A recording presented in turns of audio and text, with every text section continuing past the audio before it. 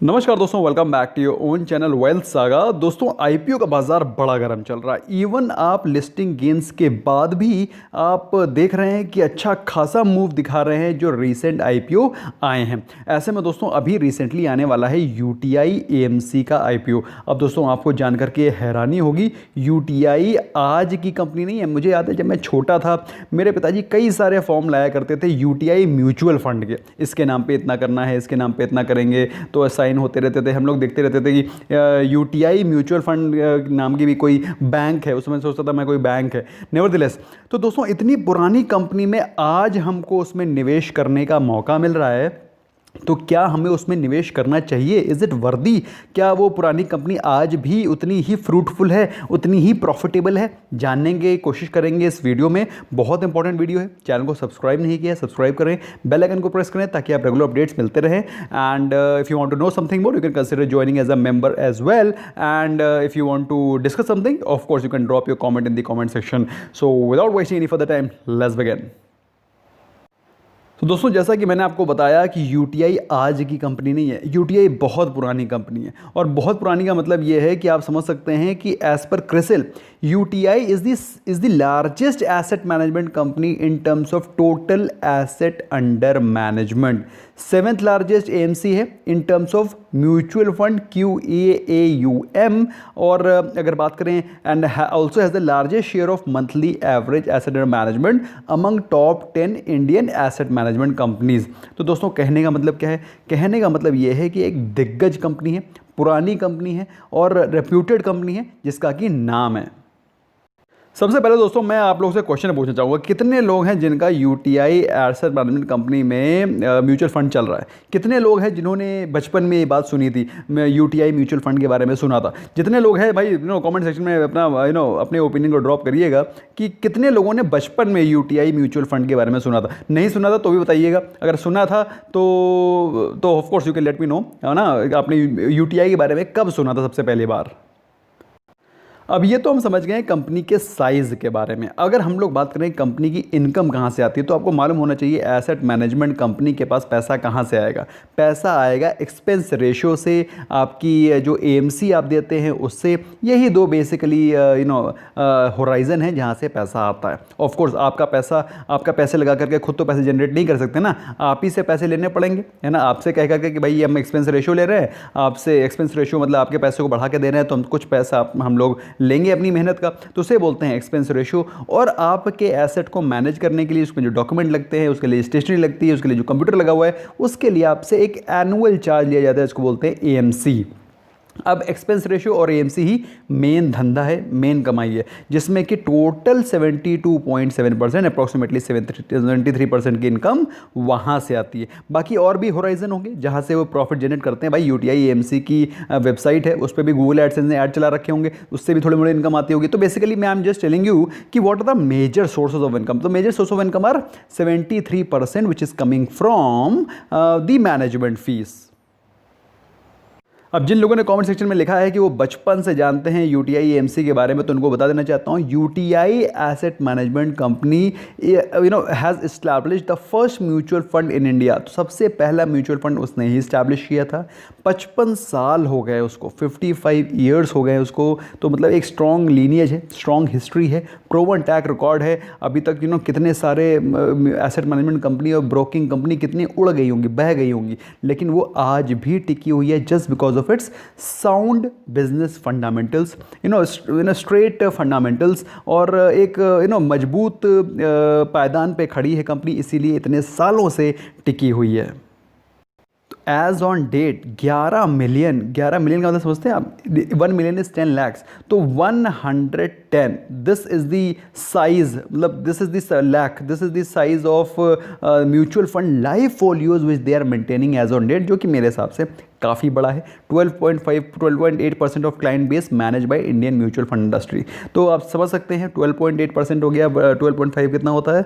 12.5 is 1/8, 1/8, 1/8, 8 समझ लो, 12.5 होता है 1/8, बट एनीवे, तो 1/8 of the total life folios are being maintained by UTI AMC.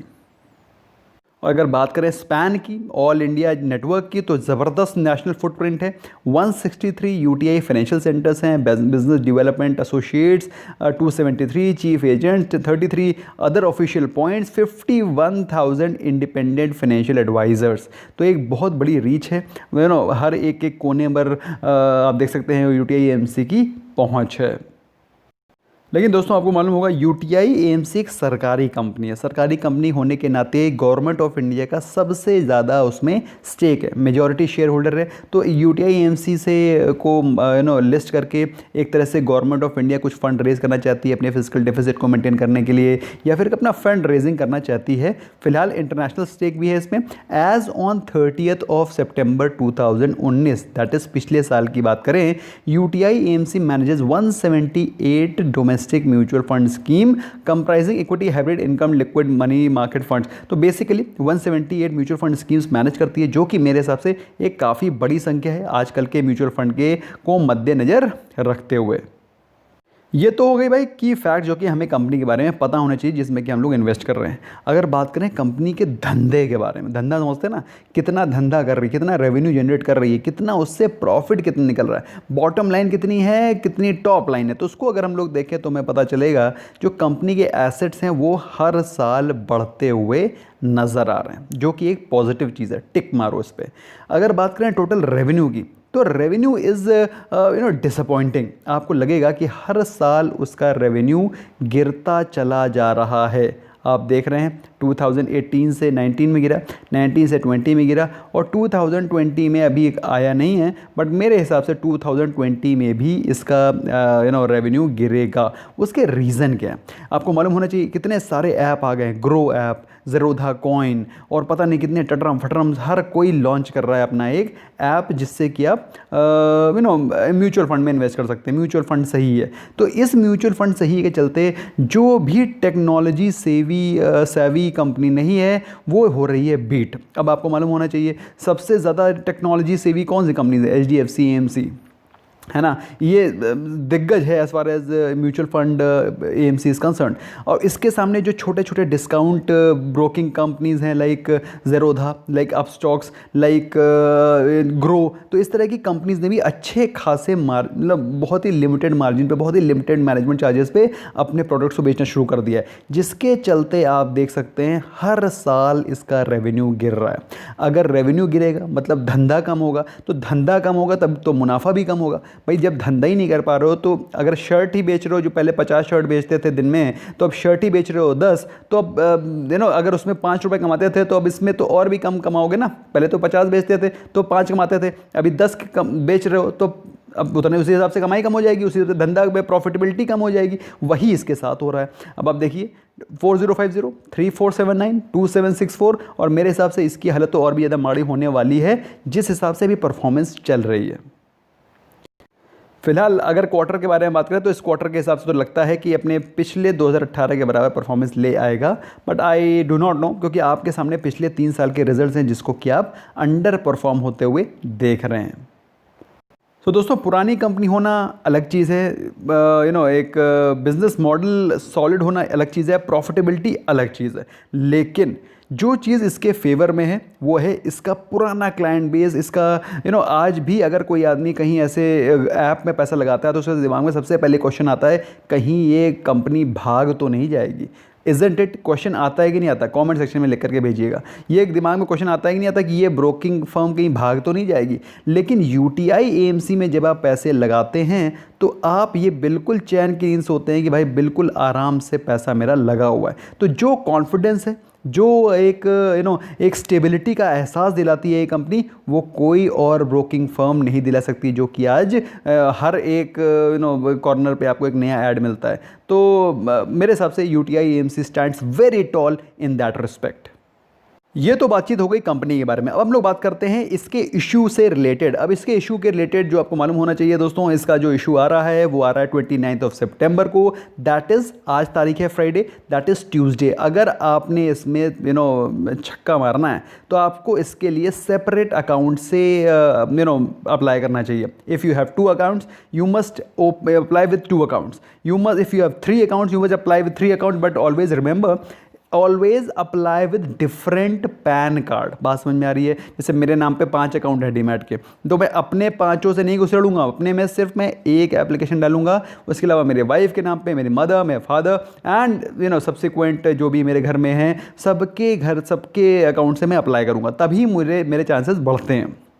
क्या पैसा है, कितना पैसा लगना है? तो जो प्राइस बैंड रखा गया है वो रखा गया है 552 टू 554। अगर आप 554 मान के चलते हैं तो एक लॉट में 27 शेयर्स आते हैं।